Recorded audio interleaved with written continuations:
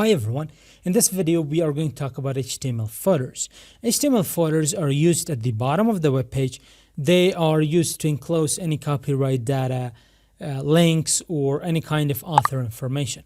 They are also container elements. So to be able to see them where actually they're used, what I'm going to do is I'm going to create a paragraph element and I'm going to provide it like with 1,000 words.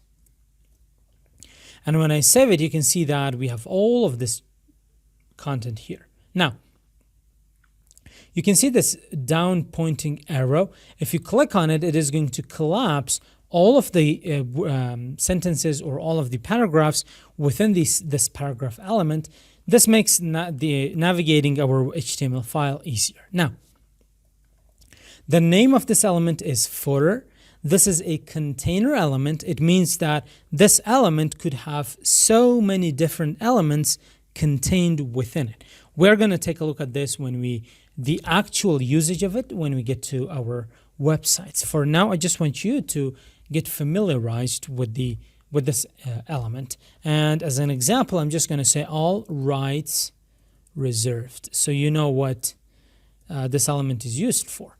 If you click on it, and now if you come down, it says all rights reserved. You can style it differently than the rest of your web page, and it should come at the end of your HTML content.